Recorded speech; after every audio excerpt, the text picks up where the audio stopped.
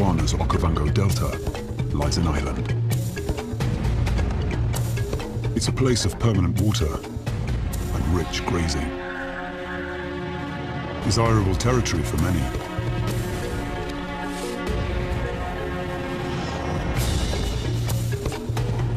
In its shadows lurk Africa's most secretive big cats.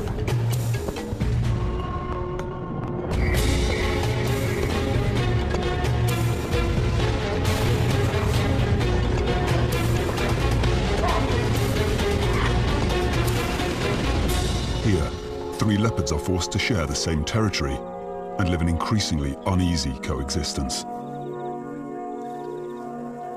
They are drawn together by the shifting seasons, leading to tension, drama, conflict, and tragedy.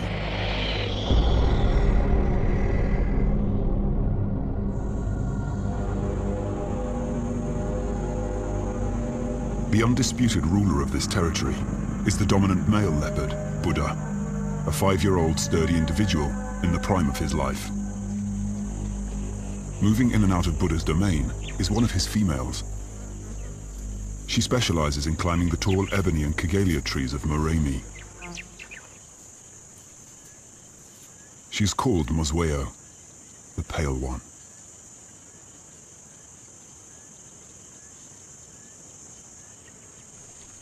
Tipa, their 3-year-old son, walks a dangerous line within his parents' territory.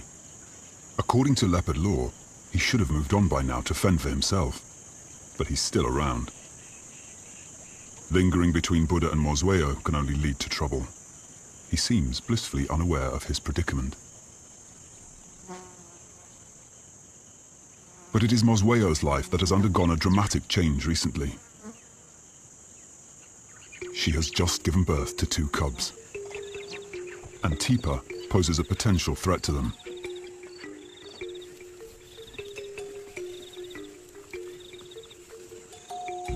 Her litter emerges from her carefully concealed den. She has fared well so far. Her 2 cubs were born in a bountiful summer.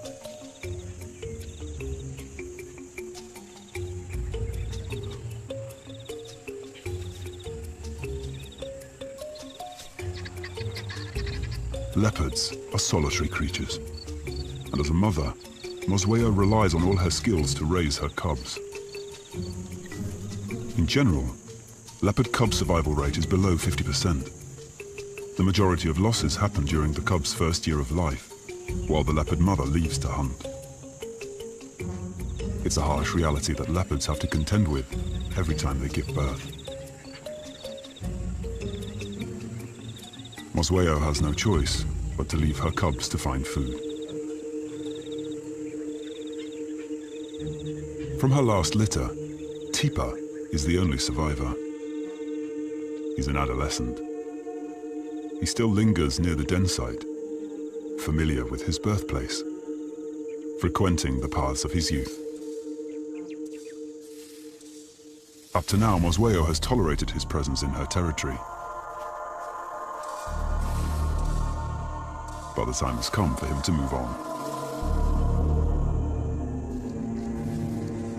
Mosweo is on the warpath.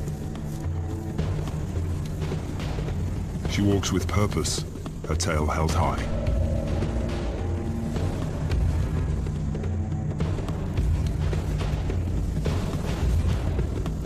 The time has come for her to sever the bonds between them forever.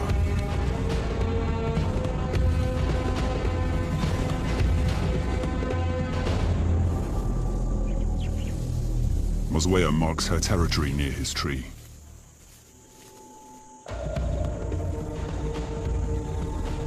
The hostility towards her son is plain to see. Their relationship has degenerated into open conflict. Tipa still bears the wounds from an earlier clash. Even though he is now bigger than his mother, as her son, Tipa remains relatively submissive. Reluctantly, he leaves the area, but unwisely, he'll continue to linger on the edge of his mother's territory. As he moves into a neighboring woodland, he stumbles on a mortal enemy.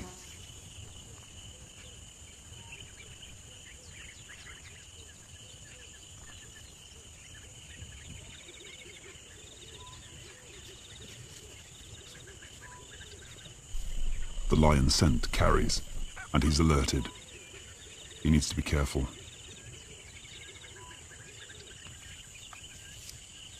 His first few days in unfamiliar territory are dangerous, and he's extremely vulnerable. Lions are the leopard's biggest threat. Not only would they kill cubs, but they'd tear Tipa limb from limb. He has to skirt around them silently. With the threat to her cubs dealt with, Mosweo can now concentrate on the one thing she does best: hunting.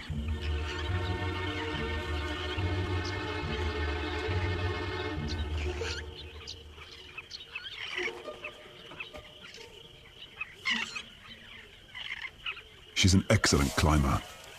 She likes a good vantage point, 7 or 8 meters above the ground.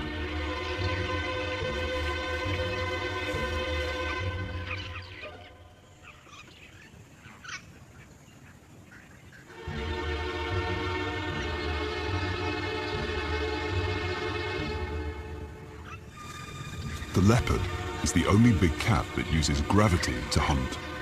Mosweo is an expert at it.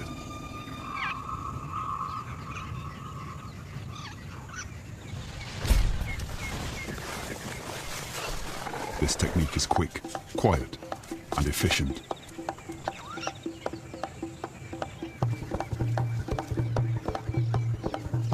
But the impala alarm calls are a dead giveaway that a predator is operating in the forest.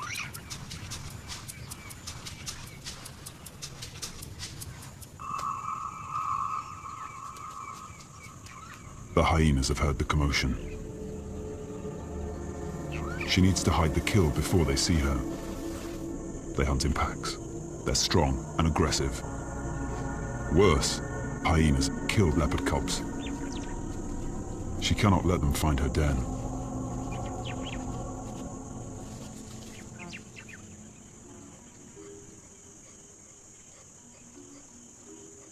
In a risky move, she fetches the cubs and leads them back to feed, using the secret pathways she knows so well. With such small cubs, she cannot move the carcass into the safety of a tree, since they cannot climb.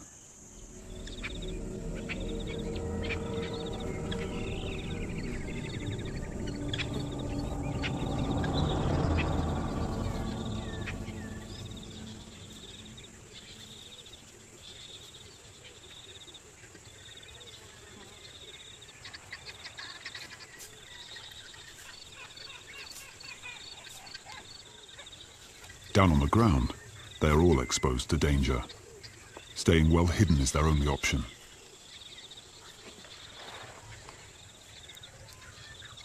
This is the realm of the leopard. Camouflaged in a broken and dappled scrub, they can feed, undisturbed, for a while.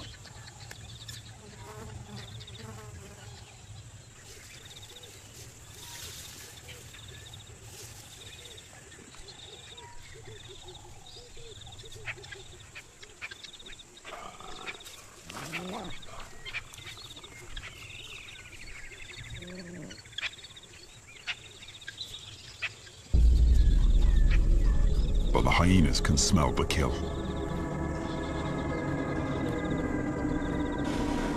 Their circle around the scent tightens. Mosweo has to act quickly and decisively. She has a plan.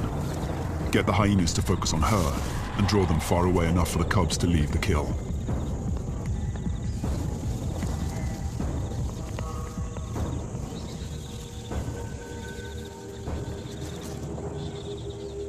Leopards constantly walk a fine line between safety and danger.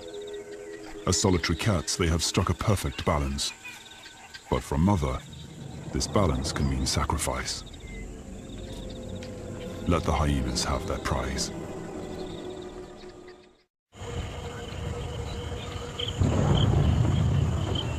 Dead Tree Island changes radically with the seasons. It's one of the few places with permanent drinking water. But in summer, its herbivores rely on the rains for good grazing.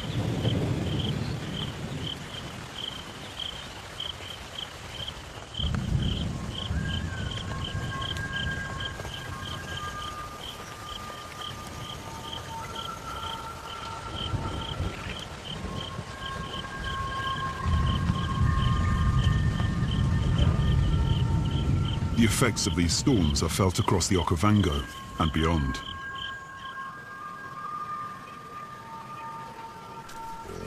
The result is a welcome flourish of green.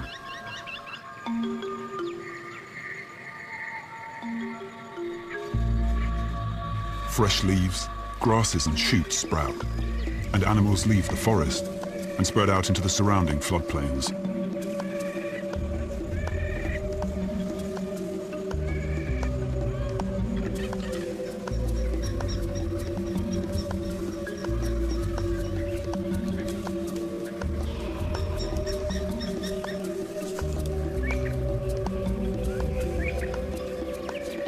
This abundance of water and food brings on the birthing season for impala, one of the leopard's favorite prey.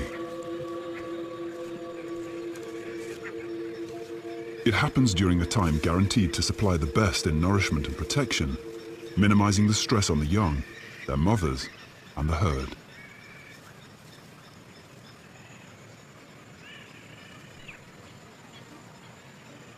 But the newborn impalas are highly vulnerable and face a variety of threats.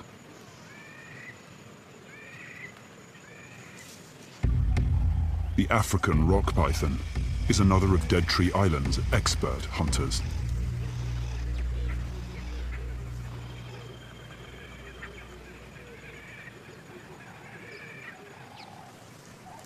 Muscular coils squeeze the life from its prey, asphyxiating it. It swallows the calf whole by extending its jaws using specialized hinges.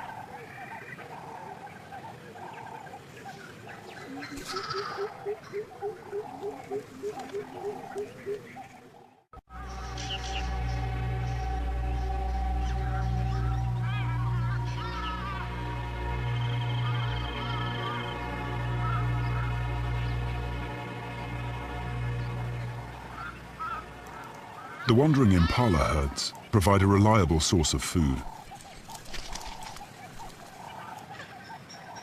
Mosweo has killed one during the night and has hidden the fresh carcass in a thicket where she feeds quickly. To make this kill, she's had to leave her young alone and vulnerable.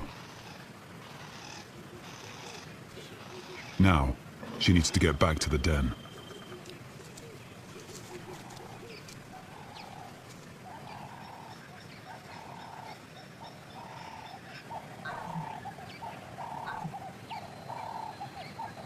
As Mosweo approaches the den, she senses danger.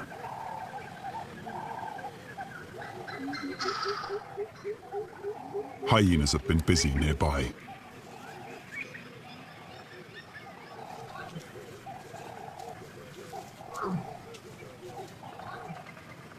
Her gentle calls are low and don't carry far, meant only for the ears of her cubs.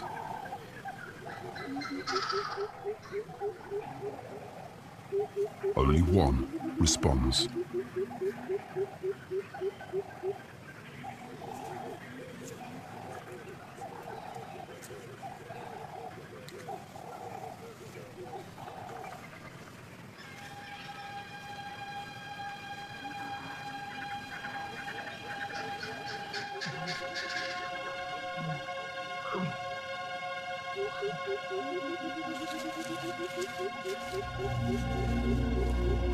The nightmare of all mothers now falls on Mosweo.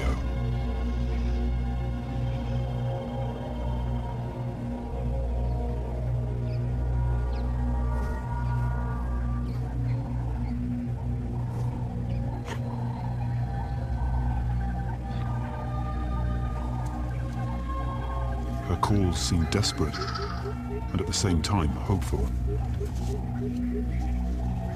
Her own flesh and blood has been taken from her in just one night.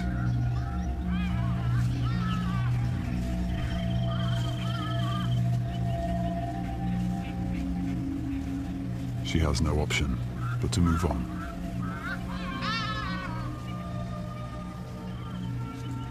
In a leopard's life, there is no time to mourn the dead. The cub is growing, and it needs meat in its diet.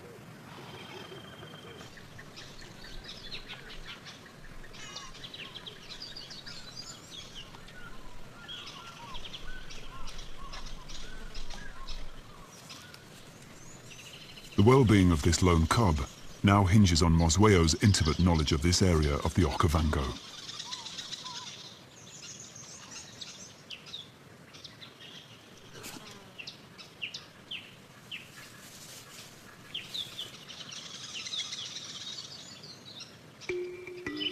The rains have stopped, and all around Dead Tree Island, the vegetation is beginning to brown.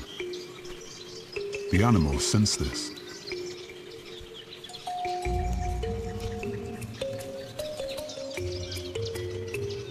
Seasons determine behavioral patterns, and each species responds differently.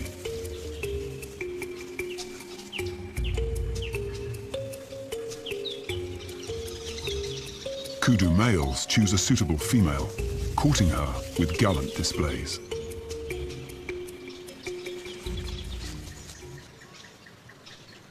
Tipa lurks in the undergrowth. He's strayed back into his original territory. The kudu are distracted and oblivious to any threat.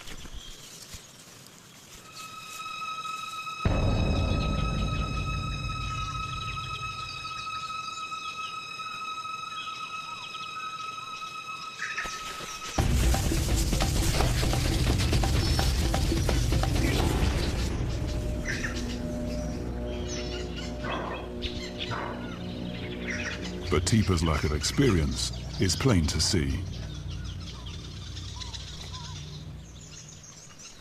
Perhaps he's still too young to realize he shouldn't expend energy on the unattainable. Prey the size of a kudu is out of his league.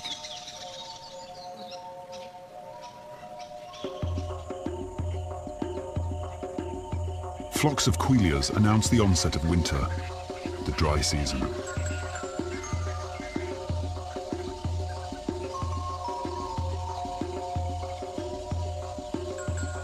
Many animals gravitate to the Dead Tree Island area for the permanent water. This harsher season allows for at least one miracle. The Kigelia tree blossoms to life. It offers a precious winter treasure.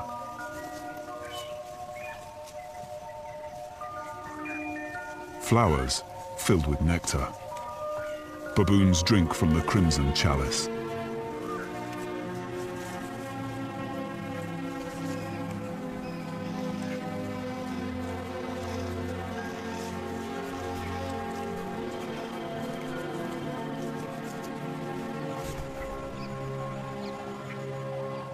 Tipa needs to be more flexible in his hunting strategy.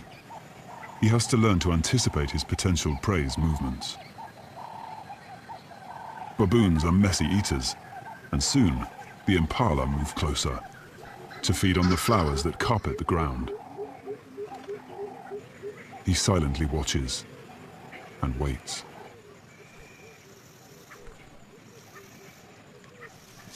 He needs the impala to come to him.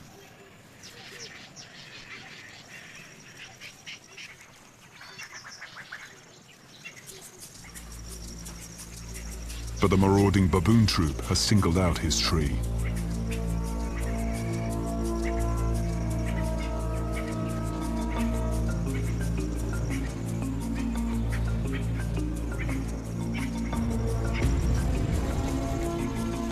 He's not as powerful as Buddha. They will not tolerate Tipa's presence. If they catch him, they'll try to kill him.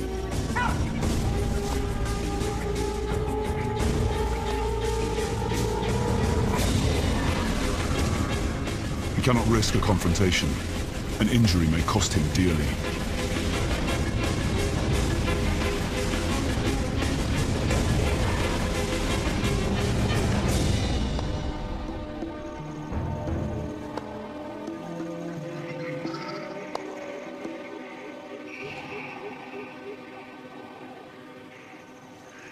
Mosweo watches from a safe distance, keeping track of the conflict.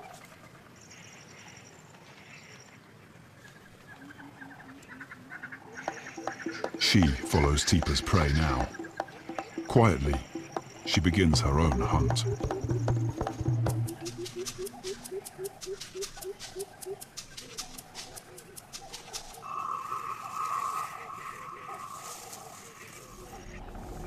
She finds a tree ahead of the herd, hoping that the flowers will draw the impalas beneath her.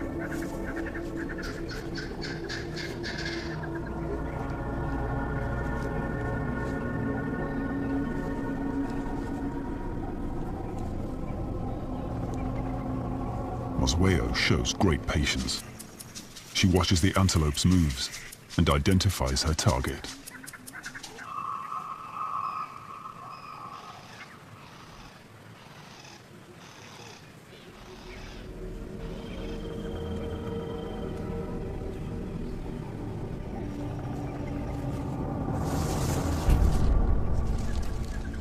This time, her signature high dive is off the mark.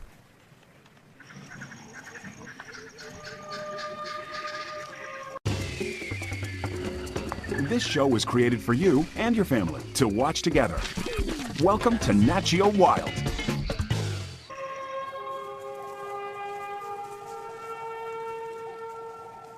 With her cover blown, the impalas keep a watch on her. Her annoyance is obvious. So much energy wasted for nothing.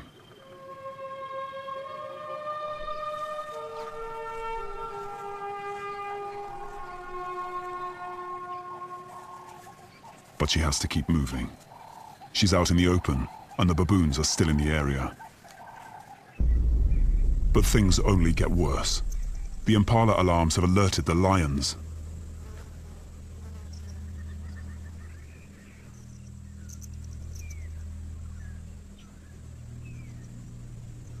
Mosweo is forced to play a game of cat and mouse to get back to her den without giving its position away. Tipa's reluctance to stay away from his mother's territory is causing chaos. His blundering kill attempts have multiplied the pressure on her.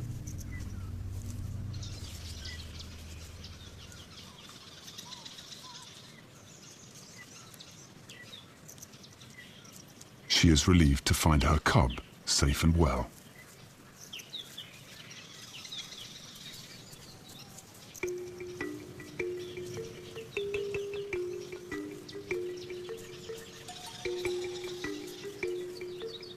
She decides to move to a new den site. The lions were far too close for comfort.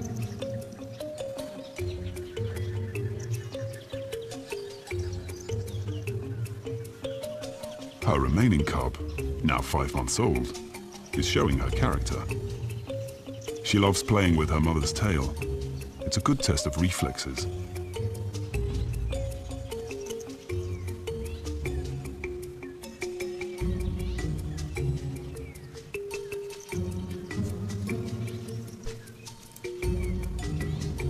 Hidden in the dry grass, Mosweo rests, regaining her strength before she starts hunting again. For the moment, all is well with mother and cub. They're secure in the new den.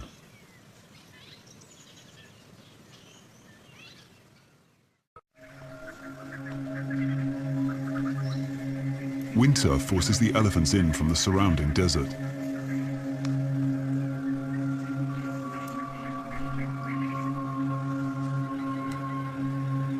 Lechwe gather here too. Water is their ally. In these last pools, they are safe from most predators. They're larger than impalas, but a big cat like Buddha should be able to pull them down.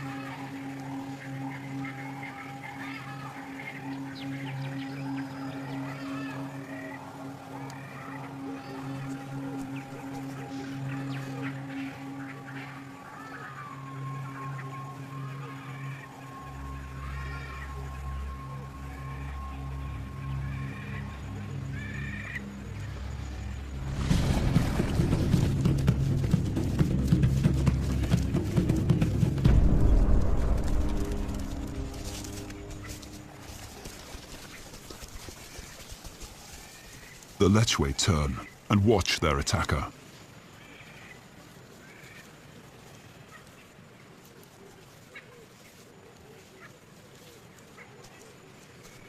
They take in his smell, burning it into their brains for future reference, making sure Buddha leaves the area.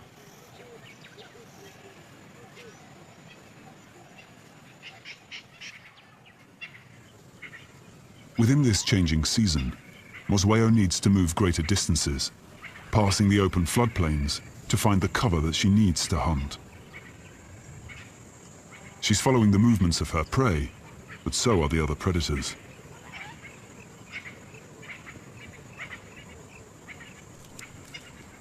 Relocation for a leopard is always risky, but she soon finds a tree in an area that she likes.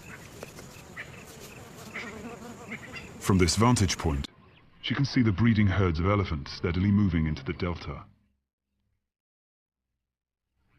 It's October now, and the heat is intense.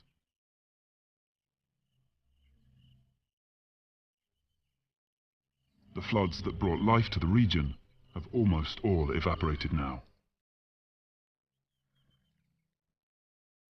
Dead Tree Island draws the inhabitants of the Okavango closer to the last remaining water.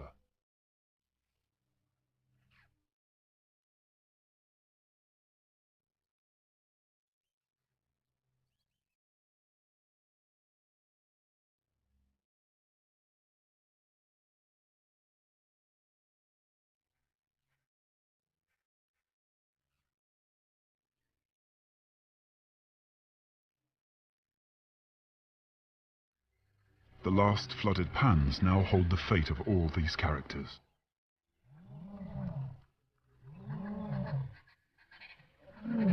They're drawn together in one group, and the paths of the predators cross dangerously close.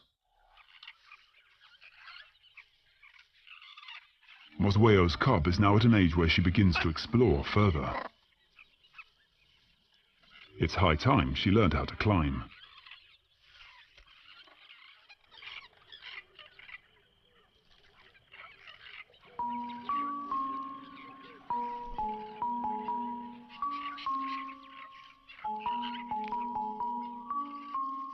A little unsure of herself, she attempts to reach some babblers. She's small and still vulnerable, even more so now that she's curious and able to venture out of hiding, especially when her mother's not around.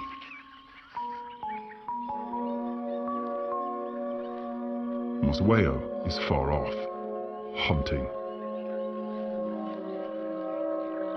She doesn't often come to this part of the island, and she leaves her mark to enforce her presence.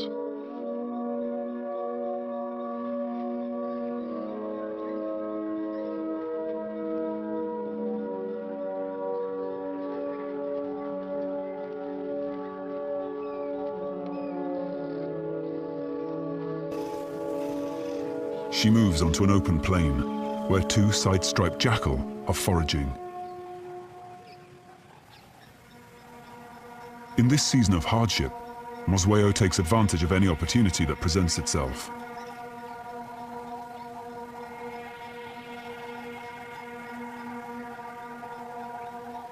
Although not normally a prey item, the jackals quickly become a target.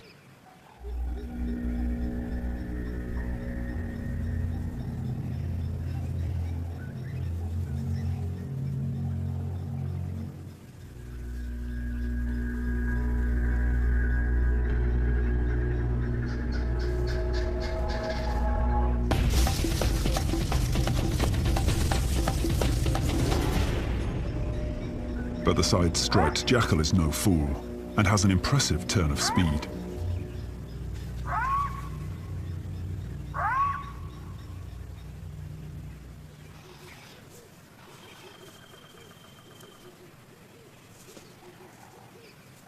Irritated with her failure, she leaves her mark and moves on.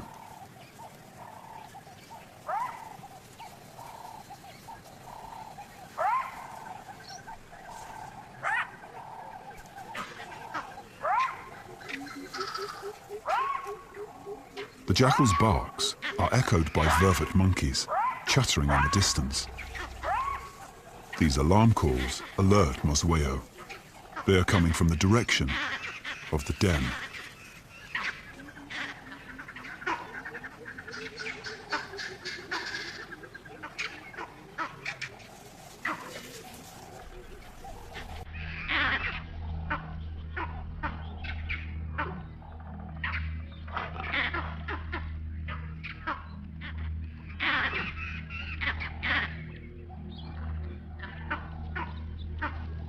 Mosweo treads lightly as she moves closer to the place pinpointed by the monkeys.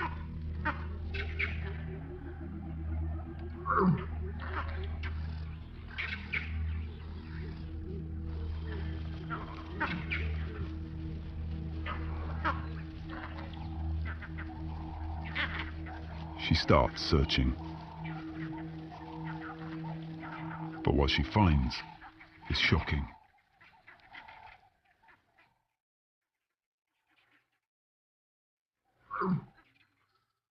Her cub has its back leg caught in a tree, and its pelvis has been broken.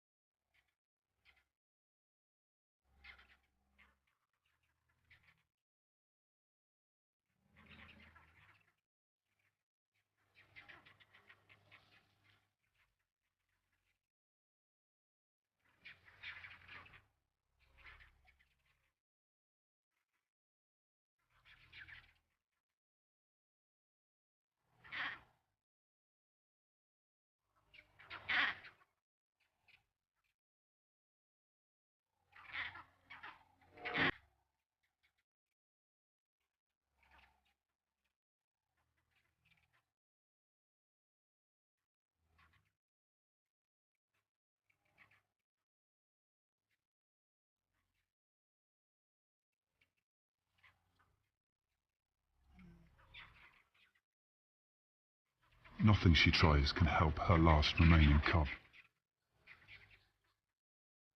No gentle nudge, no affectionate encouragement, perhaps an invitation to a last game.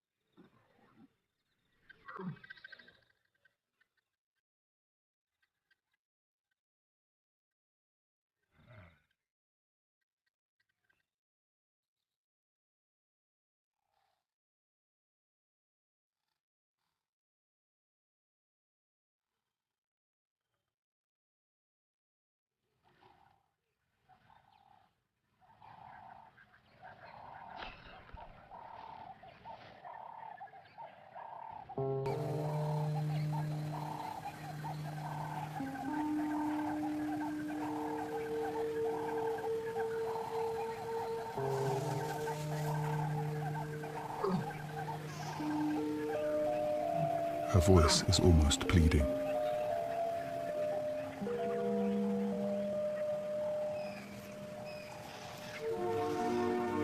Her last attempt, and the cub's leg is freed.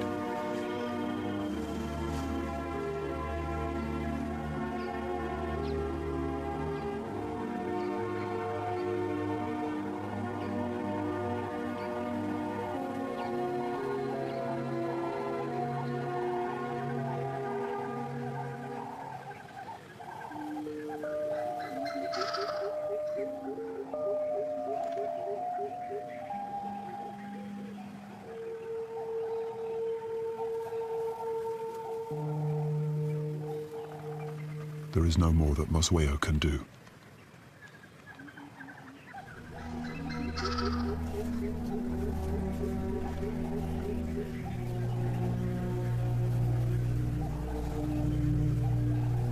With all her remaining strength, the cub pulls herself to her final resting place. But her mother has already decided to leave this traumatic scene behind.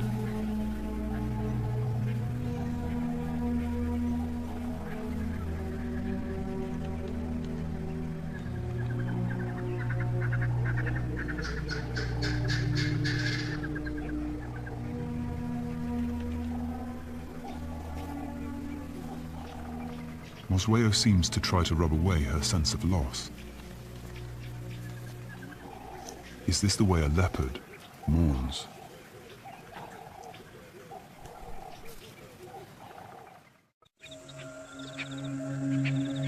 The heat builds. The rains are coming. Buddha treads on new ground. He is following an interesting scent. One that he cannot help but find irresistible. It comes from this leopard. A new female has entered his territory. She is larger and stronger than Mosweo, and she brings the promise of fresh genes to Dead Tree Island.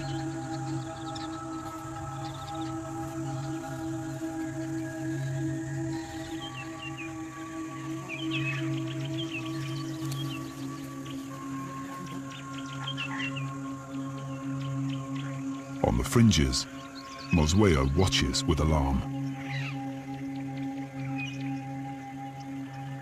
Buddha's senses trigger an uncontrollable need to cloak himself in the new female scent. Hers is not any smell. It is the perfume of a female in estrus. Mosweo follows his footsteps. His calls are low and clear, but she knows he's not calling her. What she smells is not appealing. The scent of another female. A rival. Instinctively, Mosweo tries to mask any hint of her challenger's presence, but she's too late.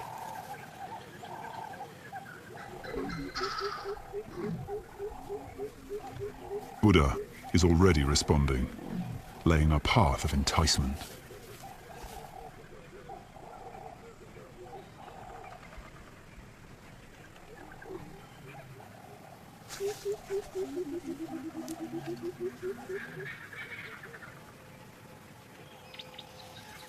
The new female is quick to take up his invitation. Mosweo retreats. Her efforts are futile.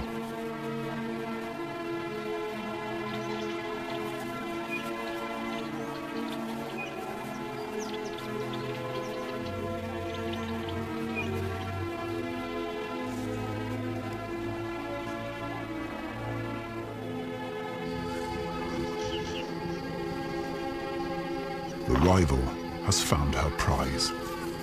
She makes contact with Buddha.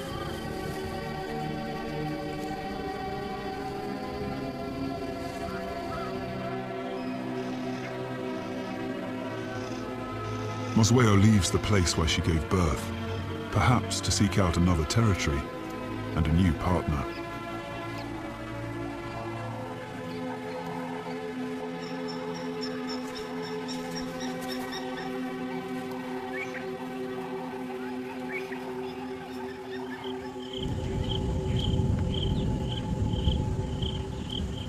The dry winter finally breaks.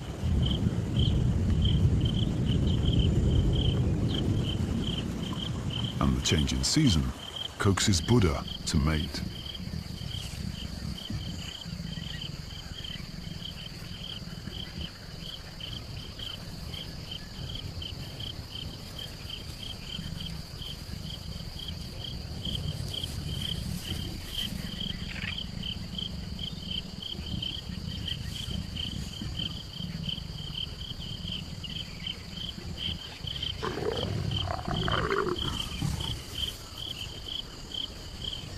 A new era begins for the leopards of Dead Tree Island. They mate for days, and by the end of it, the new female will hold the seed of new cubs.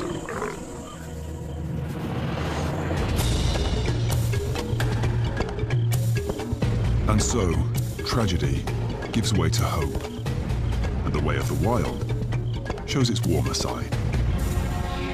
Buddha is content that his job is done. And with the onset of another fruitful season, the legacy of Dead Tree Island's leopards is secure.